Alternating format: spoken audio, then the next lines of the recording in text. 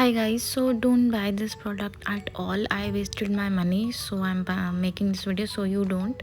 इसमें ये 3 ऐसे कप्स बड़े बड़े आते हैं, 2 ये ड्रॉपर आते हैं, 2 ये छोटे वाले भी हैं और ये 2 ये छोटे वाले हैं। यस, तो और ये 2 आते हैं सिलिकॉन के हैं। ठीक है, ये सारा मटेरियल, ड्रॉपर तो प्लास्टिक के हैं। ठीक है, सो ये फिर भी मुझे अच्छा लगा ये जो सिलिकॉन वाला स्क्रैपर है, क्योंकि इसको कास्टिंग में आप यूज़ कर सॉरी कोटिंग में आप यूज़ कर सकते हो। तो इंस्टेड आप ये वाला यूज़ करिए फॉर योर आर्ट। क्योंकि एक तो ये देखिए, आप ये जो स्टिक्स हैं ये मैं रीयूज़ करती हूँ, क्योंकि ऑब्वियसली इतना आप वेस्टेज करेंगे तो अच्छा नहीं है। तो मैं क्या करती हूँ, इनको ड्राई करने के लिए रख देती हूँ after the work, and obviously ये मिक्सिंग में फिर से मैं यूज़ कर लेती हूँ। एंड जैसे आप मिक्सिंग में यूज़ करते हुए फिर आप रख सकते हैं ना, बट इन जो ये सिलिकॉन वाले जो है ना, इनमें लेट्स से मैंने तो अभी ऐसे जूस डाल दिया इसमें, तो इसमें आप जब रखोगे ये देखो ऐसे गिरता रहेगा, आपका पूरा वर्क स्टेशन भी गंदा कर देगा। बट यही स्टिक दूसरे ही जो छोटे छोटे कप्स में ये आराम से ही टिक जाती है। एंड अगर आप इसको देखो नीचे भी रख दो ना, फिर वापस आप जब काम करते हुए उठाते हो तो आप गलत वाली कलर उठा सकते हो, एंड उससे फिर आपका कलर पूरा ख़राब हो जाएगा, मिक्स हो जाएगा, राइट। सो और बड़े वाले रेजिन पोरिंग के लिए, रेजिन मिक्सिंग के लिए आप ये वाले बड़े कप्स यूज़ कर सकते हैं, एंड ये छोटे वाले आप छोटे छोटे कलर्स एंड पिगमेंट्स को मिक्स करने के लिए कर सकते हैं। सो ये तो बिल्कुल रिजेक्ट करती हूँ मैं। एक तो देखो आप इसमें ये जम और गया, देखो रेज़न ये बिल्कुल कास्ट हो गया इसमें रेज़न। अब तो ये मतलब वेस्ट है बिल्कुल ही। और ये वाले मैंने यूज़ नहीं किए थे इसलिए इतना साफ़ है। इनको तो आई थिंक कास्टिंग में यूज़ करना पड़ेगा, और तो इनका कोई काम मुझे अच्छा सा लग नहीं रहा है।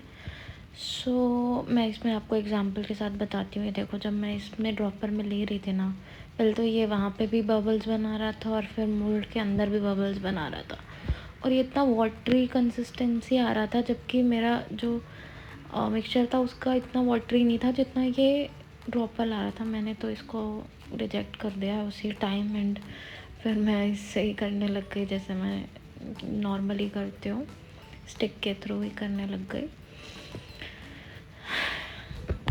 सो गाइज मैं भी आपकी तरह भी तो सीख ही रही हूँ।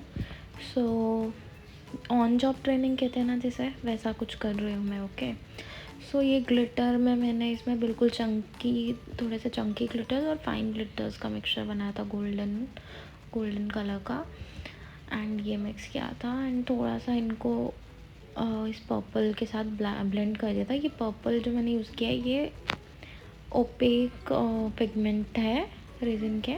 ओपेक पिगमेंट मैंने स्पेशली मंगाया, मेरे पास पहले सिर्फ माइका कलर्स थे जो आप देख सकते हैं, जो पिंक वाला पड़ा है एंड गोल्डन पड़ा है, वैसे वाले कलर्स है। तो वो थोड़े ट्रांसपेरेंट होते हैं, ट्रांसल्यूसेंट होते हैं, बट जो ये ओपेक कलर्स ये बिल्कुल ओपेक होते हैं। एंड मतलब मेरे हिसाब से मतलब वैरायटी ऑफ कलर्स यूज़ करने चाहिए, उससे हम कुछ अच्छा एंड क्रिएटिव बना सकते हैं। तो ये जो छोटे वाले मोल्ड में भी मैंने डाल दिया, बिकॉज़ ये दोनों एक सेम एयरिंग का पार्ट होंगे।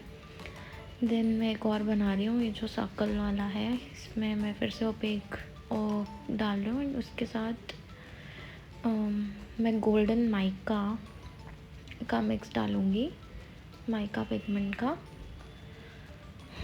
तो इसमें आप देख सकते हो कि मैं अभी ये लूँगी ना, जब मुझे फिर से मिक्स करना है, मुझे फिर से कहीं से स्टिक ढूंढनी भी पड़ती है। इस तो ये मिक्स था तो मैंने डाल दिया, पर हाँ अब यही इसकी स्टिक होती, मुझे पता होता ये इसकी स्टिक है तो आराम से मैं इसी में इसको ही मिक्स करती इसी से। बट मुझे स्टिक अलग रखनी पड़ती है इन सिलिकॉन वाले पोरिंग मटेरियल के साथ। मैंने थोड़ा मोल्ड को वापस क्लीन किया, बिकॉज काम करते करते वो भी डस्ट इनमें पड़ जाती है। So make sure you keep on cleaning before pouring the resin on the mold। थोड़ा स्टिक से मिक्स कर दिया कि थोड़ा कुछ इफ़ेक्ट आ जाए, थोड़ा ऐसे मार्बल इफ़ेक्ट से, थोड़ा ब्लेंडेड, ऐसे अलग अलग लाइंस में नहीं दिखना चाहिए, राइट, वो बहुत बुरा लगता है। ग्लिटर के साथ मैंने जो भी एक्सपीरियंस किया अभी तक वो ये है कि कितना भी आप ग्लिटर को चंकी वाला यूज़ कर लो या फाइन यूज़ कर लो, वो नीचे आ जाता है। वो जब आप कास्टिंग डिमोल्ड कर रहे होगे ना, तो वो हमेशा नीचे बैठता ही है ग्लिटर, आप कुछ नहीं कर सकते उसका। तो आगे से मैं थोड़ा ग्लिटर अवॉइड ही करना चाहूँगी छोटे वाले जैसे मोल्ड काम के लिए। मे बी बड़े वाले मोल्ड्स में मैं यूज़ कर सकती हूँ। वैसे this is my favourite of every other pigment, this is foil pigment. ये मेरा सब फॉइल पेपर, सिल्वर फॉइल को मैंने ट्रांसपेरेंट रेजिन मटेरियल में मिक्स किया और ये मैं थोड़ा माइक का कलर ले रही हूँ, पिंक वाला। एक और एग्जांपल देखते हैं। सी यहाँ पे मैं फिर से ड्रॉपर से पोर कर रही हूँ तो बबल्स बन रहे हैं, ज़्यादा बबल्स बन रहे हैं। नॉर्मली इतने बबल्स नहीं बनते, ठीक है। अब मैं अगेन देखो, मुझे बार बार मिक्स करना पड़ता है। कोई भी जैसे एलिमेंट होता है ना, आपको बार बार उसको पोर करने से पहले मिक्स करना पड़ता है। स्पेशली ग्लिटर्स हो गए, फॉइल पेपर हो गया। देखो इतने तो बबल्स नॉर्मली नहीं बनते जितना ये बना के दे रहा है, तो ये बिल्कुल ही बकवास प्रोडक्ट है, ठीक है।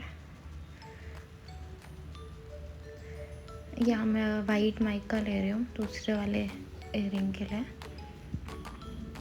एंड सी मेरे को स्टिक कहीं से ढूंढ के लानी पड़ रही है और गलती से मैंने गलत कलर की यूज़ कर ली। लेट्स से अभी तो ये चलो लाइट कलर है, ब्लैक कलर की स्टिक अगर मैंने पिंक में यूज़ कर ली तो ये पिंक कलर का क्या होगा आप सोच सकते हैं, क्योंकि इसमें तो स्टिक नहीं टिकती। इन कप्स में तो स्टिक्स नहीं टिकने वाली। यहाँ पे मैं फॉइल पेपर वाला ले रही हूँ मिक्स, एंड मैं इसमें पिंक माइका लूँगी इसके साथ कॉम्बो में। सो ये जितने भी छोटे छोटे इयरिंग्स हैं ना, इसमें ना माइका कलर्स बहुत प्यारे लगते हैं। बिकॉज पहली बात तो ये जो छोटे छोटे हैं ये टीनेज गर्ल्स या इवन लाइक छोटे बच्चों के लिए ये इयरिंग्स बहुत क्यूट लगते हैं, लाइक बहुत प्रिंसेस ही लगते हैं, ठीक है। Specially with mica colours and light weight भी हैं, so these are best for kids. पता नहीं मैं क्यों फिर से ये ड्रॉपर यूज़ कर रही हूँ, क्योंकि मेरे को तो बिल्कुल पसंद नहीं आ रहा था, बट ये आप लोगों को ही दिखाने के लिए कि ये ड्रॉपर बिल्कुल काम नहीं करता है, इसलिए मैंने ये वीडियो बनाई है।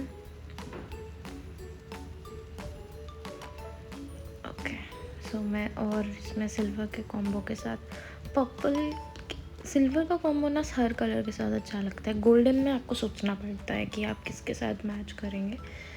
यहाँ मैं ब्लो टॉर्च यूज़ कर रही हूँ बबल्स वगैरह हटाने के लिए, क्योंकि वैसे ही देखो कितने ज़्यादा बबल्स बन रहे हैं तो हटाने पड़ेंगे।